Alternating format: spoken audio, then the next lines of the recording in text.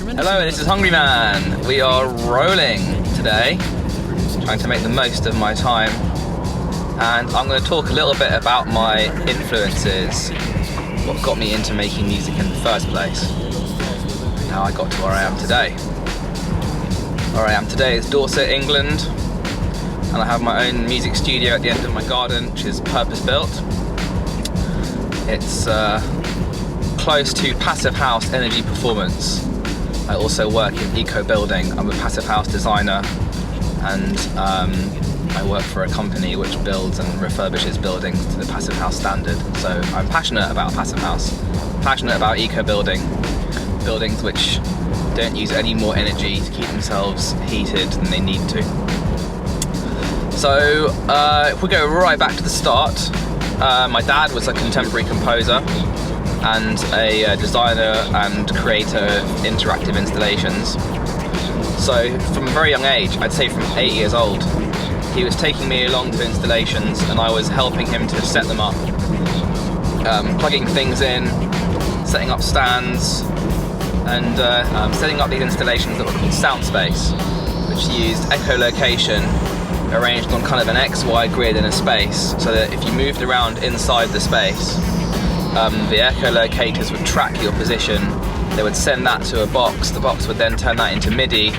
The MIDI was then sent to an Atari computer, and the Atari computer would then send more MIDI to a sampler that would trigger samples. In most cases, there was also a few synthesis-based programs. But that kind of got me into plugging things in, getting sound out of them, and it was great fun. And worked in someone playing air guitar in the ambulance. That's so cool. That got me into audio production, hardware from quite young, and it got me into some really cool venues. Is what I was going to say. We did some installations at the Barbican. We did stuff at the Royal Festival Hall, in the foyer of the South Bank, various art centres in London and the UK, and that was just normal to me, and that was great. It was good for my confidence, and it was just a good experience. And to give my dad the big ups, he always paid me. It was never like, come along and you're free labour. He always paid me, and he always made it fun, and it was great, working with dad on that kind of stuff. Lotus.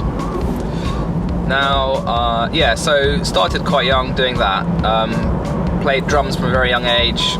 Had a hilarious Latin American, Colombian. I had a hilarious Colombian drum teacher who never taught me any sheet music. And one day said, "Hey, I'm going away for a bit now, and I'll give you a call when I get back." I just never heard from him again.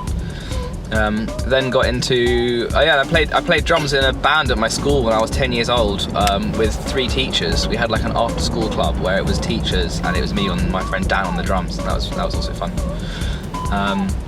Started playing clarinet, aged around, I guess I was probably about 11. Played clarinet and sax through to about 14. Played trombone. All of this was fun, but I essentially got bored of playing those instruments. I wasn't really playing in bands. I tried joining the school jazz bands, and I basically wasn't good enough. And the music was okay. I mean, I love jazz now, but I don't know, it just wasn't really the vibe. I would have loved to have been in a band like with mates, but again, that didn't really happen, and I wasn't really doing any other kind of extracurricular musical activities, which would have been great. And then I got into got into working in my school theatre. Luckily, my school theatre was really well equipped. I was lucky to go to a good school where there were kind of that sort of stuff as an option. I got really into the sound engineering and lighting operation in the theatre. I wasn't a very good student. I just wasn't academic at that age. Really struggled with academic learning. Got consistently poor results, even though I was working hard. I was always told by my parents and my teachers that I was clever and I should be trying harder. I felt like I was trying hard. It wasn't the happiest time for me. Just never felt good enough. But when it came to being in the theatre, it was called the Control Box Crew because it was the theatre control box. That was my space, and I felt really happy there. I knew my stuff really well. I had really strong technical knowledge, definitely as a result of having my father as my father. and the stuff we did together. And just was really into sound was the thing, sound engineering. I'd say probably from the age of 15, could have thrown me in a situation with an 8-piece band and I would have mic'd them up, wired them up, had them all coming out the mixer, no feedback, any issues troubleshooted. And I think, anyone listening would have said that was a professional sound. And I really enjoyed that. And then one day, there was quite a few of us, kids in the school who were doing that. And one of them said to me, hey, if you like sound engineering, you should try making music. I just never thought of it. And I said, well, how do I start? And he said, well, buy a copy of Future Music. So I bought it, and it came with a DVD full of samples and loads of software. I mean, this would have been 1997, I guess. 96 maybe, 97. So I just installed all the software and started messing around. And straight away I was hooked. Straight away. Just triggering samples. I was able to kind of make the kind of music I was hearing in my head.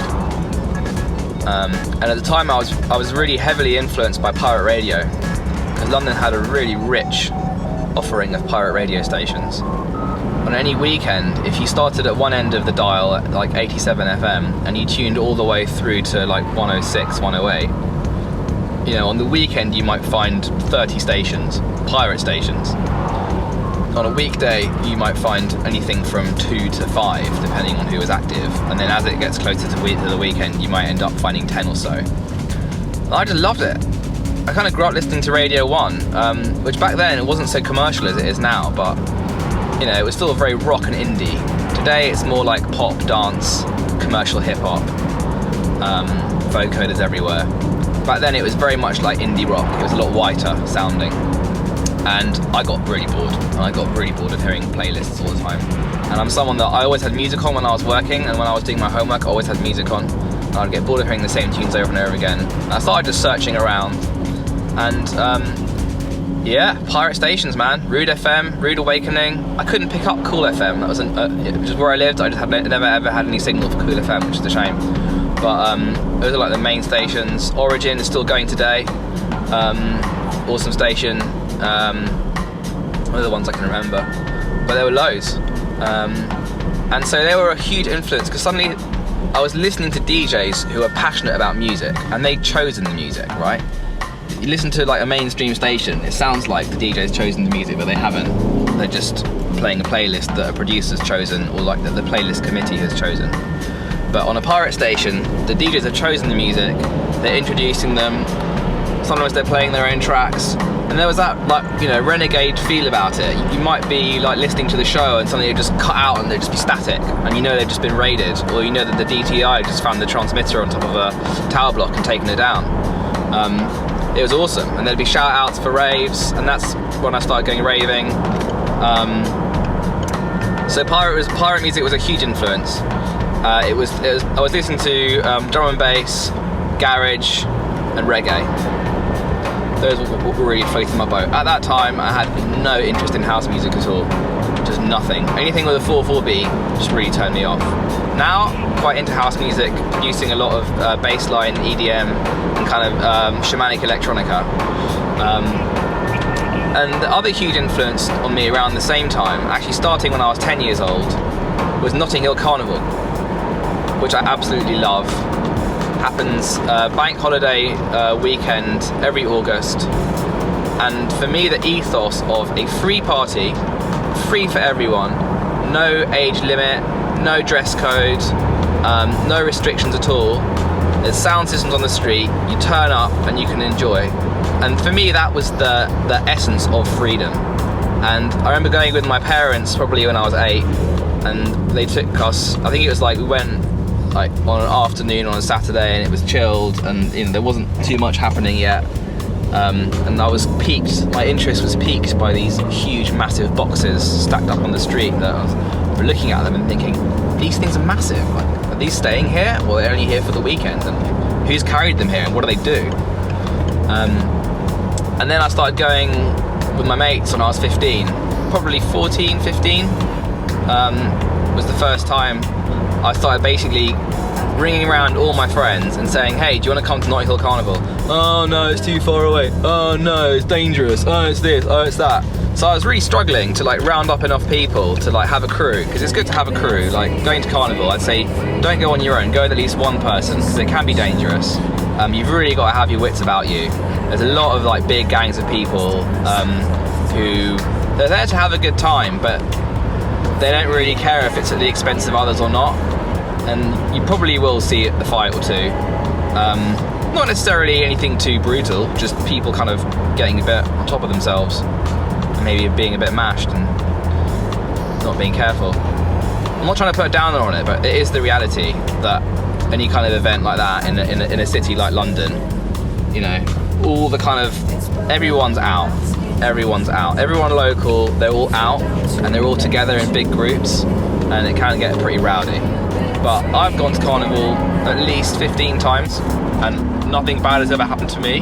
Generally, if you're cool and you be cool, you'll be alright, but you've got to look around and you've got to stay safe. So Carnival, again, huge influence. Reggae, house, garage, drum and bass, soca, bashment, ragga, like all the kind of West Indian, Jamaican music subgenres that you can imagine. They're all there and they're all cranking out at massive volume, and they're probably being played 10 or 15% faster than they were like produced at by the DJ, who's getting ridiculously hyped and excited. So I love Carnival, and for me that sound system culture is kind of like, it's in my veins, it's part of me. I love sub bass, big rigs, big speaker boxes. I still love going to festivals and hearing all my favourite artists. Just love putting my earplugs in, getting right up front, sticking my head in the subwoofer where possible. So those are my kind of early influences really, and that's what encouraged me to get into music, was hearing the music I loved and thinking, I want to be a part of that, I identify with that, this is my tribe, and I want to do this. So installed all the software and just started making drum and bass straight away, because drum and bass was really what I was into at the time. I was just hooked on it, and started making drum and bass tunes, and just using all the kind of free packages to begin with. I think just like pirating software, Cakewalk, Cubase, Nuendo. This is back in the days before before there were really like DAWs, like, you know, proper software sampling sequencers. So the computer was the sequencer, and I started borrowing my dad's gear, borrowing his synth, borrowing his sampler, bringing them into my room, plugging them in, borrowing his cables. I borrowed a mixer from school, because there was a really old mixer that we never used, and Dave Scott, who was our tech guy at school, I got on really well with him. He was really sweet to me, he was awesome. And he would just let me borrow gear over the summer when there was nothing happening at the school. So I borrowed this mixer, and that was great, because it meant I had something to route my sampler into, and synth, and the computer, because pretty soon I managed to get a sound card that would let me do a little bit of sampling. And yeah, it started making tunes in the classic way. Like if you watch any kind of YouTube video on how people get started in making jungle and drum and bass, they're sampling records. The samples are going into the sampler, they're triggering them from MIDI. That's what I was doing, and it was great education. And I still got those tracks, and it just evolved from that into using Reason, and keep having everything in the box is much simpler, and it allowed you to be more flexible with like mixing. Reason, and then yeah, DJing followed on. DJing of vinyl, going to raves, seeing DJs DJing with vinyl, started buying drum and bass vinyl, hip hop, reggae. Always loved reggae, like never lost the kind of love for the reggae and the dub. And then eventually transitioning onto CDs and digital. Still got a reggae collection. Still got a record collection. Don't play the records so much, but every now and then I played a 2-hour set at Boomtown Fair this year that was 50s rock and roll and reggae predominantly, and funk, and a bit of disco, and that was really fun. I actually cycled to the festival and had my record bag on the back of my e-bike. That was an adventure. And that was at Bearded Kittens stage in Boomtown Springs. So thanks for watching, and I'll do a few more of these. Cheers. Hungry Man out.